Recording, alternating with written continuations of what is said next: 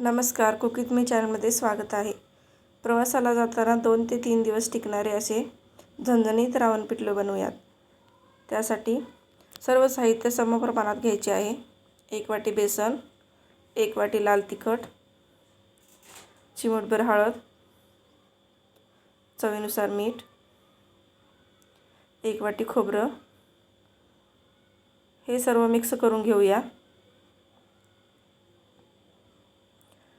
Mix झाल्यानंतर त्यामध्ये पाणी टाकून छान बॅटर बनवून घ्यायचं आहे.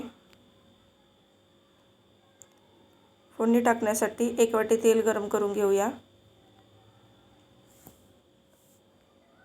तेल गरम झाल्यानंतर मोहरी, जिरे टाकून छान मोहरी तडतडल्यानंतर त्यामध्ये कढीपत्ता, कुटलेले लसूण छान लाल रंगापर्यंत परतून घ्यायचा आहे. चिमूटभर हिंग टाकल्यामुळे लाल तिखट पचायला हलके जाते. 1 वाटी बारीक चिरून घेतलेला कांदा टाकायचा आहे. कांदा छान सोनेरी रंग येईपर्यंत परतून घ्यायचा आहे. कांद्याला सोनेरी रंग आल्यानंतर त्यामध्ये 1 वाटी कोथिंबीर टाकून घेऊया.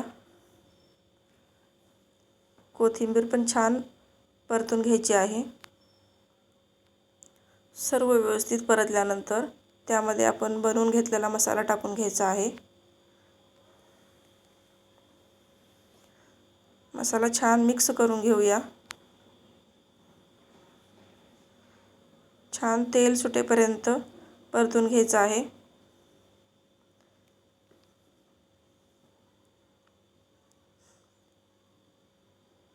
छान व्यवस्थित परतल्यानंतर एक वाफ देऊया. एक वाफ दिल्यानंतर तुम्ही बघू शकता की पिठल्याला किती छान कलर आलेला आहे.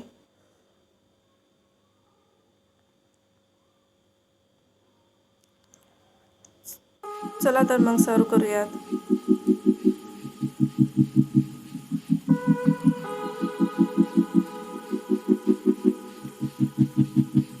रेसिपी आवडली तर लाईक करा, शेअर करा, सबस्क्राईब करा.